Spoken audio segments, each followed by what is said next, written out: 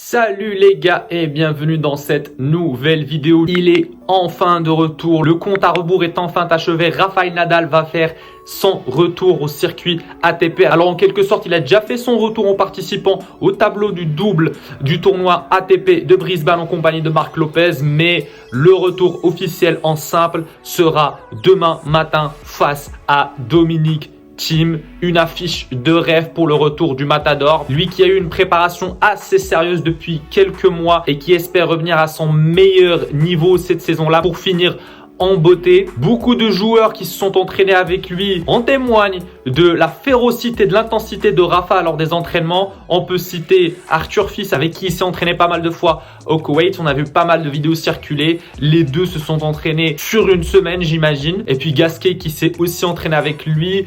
Holger Rune, Andy Murray, Shelton, Struff, également Thiem s'est entraîné avec lui. Tous ces joueurs-là ont été choqués du niveau de Rafa et ont estimé qu'il est très dangereux et qu'il peut faire encore du mal lors de cette saison-là. Donc il va falloir s'en méfier, ne pas vraiment le sous-estimer, ne pas vraiment se dire que c'est un joueur qui a 37 ans aujourd'hui, qui est en manque de confiance ou en manque de compétition ou qui n'a plus la condition physique pour espérer regagner un grand chelem ou espérer gagner contre les meilleurs joueurs du monde. Mais bon, on sait tous dans le tennis qu'il y a une énorme différence entre le niveau qu'on présente à l'entraînement et celui qu'on présente lors d'un match. Il y a un fossé énorme entre entraînement et compétition et ça, Rafa, malheureusement, je pense que ça va peut-être l'atteindre. Il aura besoin peut-être de gagner ce premier match-là pour être un peu plus en confiance. Parce que Rafael Nadal n'a pas fait de compétition depuis un an maintenant. La dernière fois qu'on l'a vu sur le circuit ATP, c'était lors de l'Open d'Australie et ça ne s'est pas terminé de la meilleure des manières. Tout le monde avait vu la blessure à la hanche qu'il avait eue à l'Open d'Australie de 2023 lors du deuxième tour, si je me trompe pas, c'était face à Mackenzie McDonald. Après, il nous a fait un petit suspense, nous laissant croire à la sphère tennis ou à ses supporters ou à ses fans qui va s'entraîner, qui va se reposer, qui va revenir en forme pour la saison de la terre battue. Donc il avait fait une croix sur les tournois ou sur la tournée américaine, c'est-à-dire les tournois d'Indian Wells, Miami, etc. Donc il espérait revenir pour la tournée ou pour la saison de la terre battue, vu que c'est un joueur qui a toujours été très à l'aise sur terre battue. C'est pas pour rien qu'on l'appelle le King of Clay ou le roi de la terre battue. Mais malheureusement, il n'a jamais pu être prêt pour n'importe quel tournoi de terre battue, à savoir Monte Carlo, Barcelone, Madrid, Rome ou même Roland Garros. Donc à chaque fois, il était obligé de faire un communiqué sur ses réseaux sociaux jusqu'au point il en avait marre. Il a compris que ça ne servait à rien d'essayer de revenir. Donc il a décidé de réunir tout le monde sur une conférence de presse où beaucoup de personnes ont cru qu'il allait annoncer sa retraite, mais dans cette conférence de presse là, il avait dit qu'il ne voulait pas que sa carrière s'achève dans une salle de presse devant des journalistes. Il voulait vraiment la finir de la meilleure des manières possibles. Donc c'est pour ça qu'il a décidé de faire une opération sur sa hanche afin de récupérer son physique et d'être prêt à s'entraîner dur et à s'entraîner pour la prochaine saison. Et c'est ce qu'il a fait et c'est ce qu'il fait maintenant.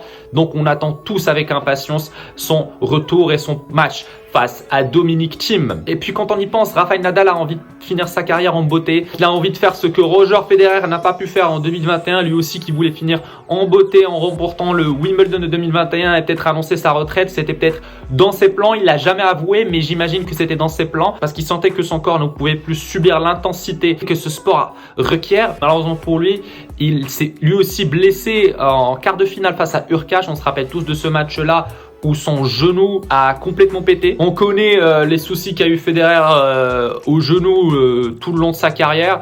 Donc ça l'a stoppé net et depuis ce match-là, Roger Federer n'a plus joué au tennis. Et la dernière fois qu'il avait joué, c'était lors de la Lever Cup et c'était justement un événement pour annoncer ses adieux aux fans de tennis. Rafa voudrait finir cette saison-là en remportant un grand chelem, même si bon, il a affirmé lors de pas mal de conférences de presse récemment que son but n'est pas de revenir sur circuit pour gagner des grands chelems, son but est de revenir sur circuit et gagner des matchs et se sentir bien et finir de la meilleure des manières possibles. Mais on connaît tous Rafa, on connaît tous l'esprit compétitif qu'il a. On sait très bien qu'il va quand même se battre pour tous les tournois et probablement tous les grands chelems auxquels il va participer, à savoir l'Open d'Australie qui arrive à grands pas, mais surtout Roland Garros et surtout aussi les JO parce que ça se joue en France, ça se joue à Paris et à Roland. Donc forcément, il sera surmotivé à gagner Roland déjà pour finir en beauté, gagner un grand chelem et fermer cette boucle et puis tenter de regagner une nouvelle fois une médaille d'or pour son pays, l'Espagne, au JO de Paris à Roland-Garros.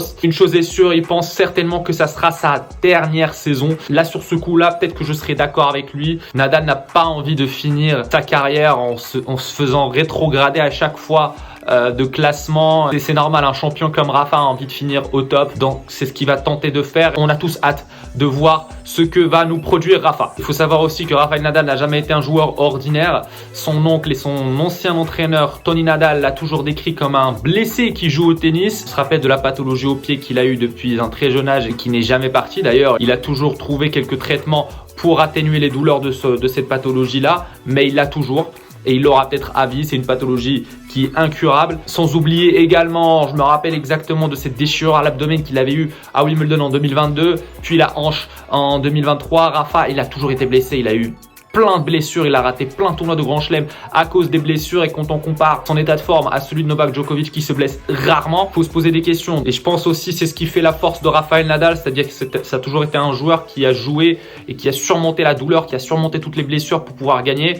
Combien de fois il a gagné en ayant des ampoules énormes sur la main, combien de fois il a gagné sûrement en étant blessé quelque part. C'est en quelque sorte son image de marque. Et puis aussi il faut noter que Rafa a eu une fin de saison 2022 très mouvementée, puisque c'était à ce moment-là où il attendait la naissance de son bébé, et donc ça l'a complètement perturbé parce qu'il devait justement être tout le temps auprès de sa femme, tout le temps auprès de son bébé. Ça l'a un petit peu éloigné des cours, ça l'a un petit peu rendu moins focus et moins concentré sur le tennis, ce qui est tout à fait normal. Donc c'est une chose à prendre en compte aussi, ce changement dans sa vie qu'il a eu, où il fallait s'adapter, où il fallait vraiment trouver des solutions pour rester au top physiquement et en même temps prendre soin de son enfant, de sa femme, de sa famille qu'il est en train de construire. C'est pas facile, donc aujourd'hui il se sent enfin libre de pouvoir revenir sur le circuit. Mais en même temps on se dit que la dernière fois qu'on avait vu Rafa à son meilleur niveau, c'était lors du tournoi de Roland-Garros 2022, le tournoi qu'il avait remporté aisément, j'ai envie de dire, en finale face à Ruud. Depuis ce jour-là et depuis cette finale-là, Rafa n'a pas été très convaincant. Donc est-ce qu'il va vraiment pouvoir se rapprocher du niveau qu'il avait eu à Roland-Garros en 2022? Je ne sais pas, moi personnellement, je ne pense pas qu'il aura ce niveau-là d'entrée, et il aura sûrement besoin de matchs et du temps. Dans ses débuts à Brisbane avec Marc Lopez, bon, ce n'était pas un match très important. Ils l'ont perdu évidemment contre Thompson et Purcell, des joueurs plus jeunes, plus en forme. Puis bon, il faut noter aussi que Marc Lopez, son ami, son partenaire de toujours, a 41 ans aujourd'hui. Donc ce n'est pas une surprise qu'ils aient perdu ce match. C'était justement un match pour se mettre dans le bain, pour sentir un peu l'énergie du public et s'acclimater à la compétition, pour justement arriver face à Thiem en pleine confiance. Donc ce qui nous amène à parler de ce match de folie qu'on va avoir pour le retour de Rafa contre Dominic Thiem.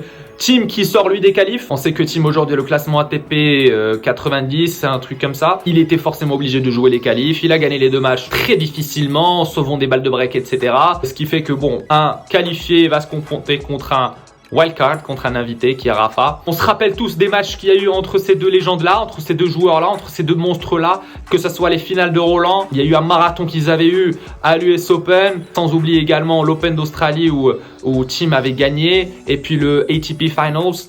À noter que ce match-là va se jouer à Brisbane. Brisbane se joue sur la surface rapide. Thiem a de meilleures statistiques contre Rafa sur surface rapide. Il a gagné 2 fois contre lui sur surface rapide. La première fois, c'était à l'Open d'Australie 2020. La deuxième fois, c'était le ATP Finals de 2020 également. Quant à Rafa, il n'avait gagné qu'une seule fois contre lui sur surface rapide. C'était à l'US Open. Rafa, logiquement, il domine Thiem sur terre. Mais Thiem a battu Rafa 4 fois sur terre. Peu de joueurs ont cette stat-là. Et donc, juste pour vous dire, Roger Federer a gagné 2 fois Rafa sur terre. Andy Murray 2 fois. Je crois qu'il n'y a que Novak Djokovic qui a les meilleurs stats contre Rafa sur terre, puisqu'il a gagné 8 fois contre lui sur terre. Mais bon, après, c'était le Dominic Thiem qui est en pleine progression, en pleine ascension fulgurante. Aujourd'hui, on a un Thiem qui peine à revenir au top depuis 2021, depuis qu'il a subi cette double opération au poignet, ce qui fait qu'il a eu une baisse de confiance, une baisse de classement évidemment. On a remarqué que son jeu est moins agressif, il est moins impactant, moins physique, moins explosif. En 2023, on a eu quelques lueurs d'espoir. On a vu qu'il était capable enfin de gagner certains matchs importants. On se rappelle de son match face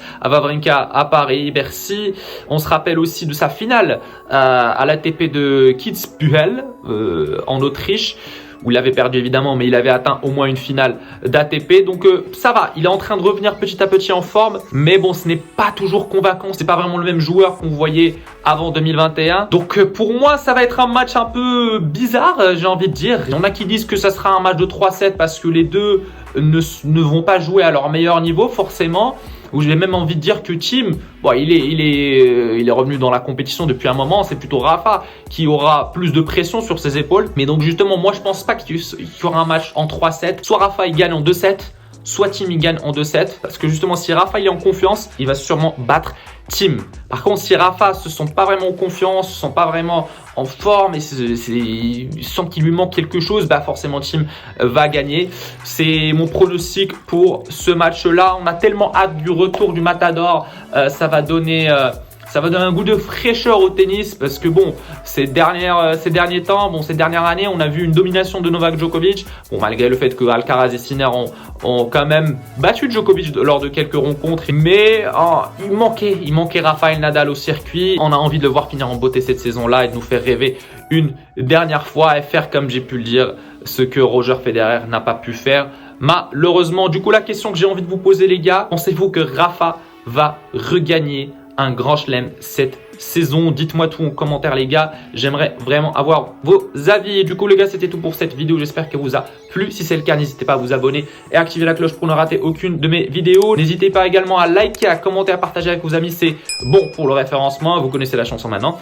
Et nous, les gars, on se retrouvera lors d'une prochaine vidéo. Prenez soin de vous. Ciao, ciao.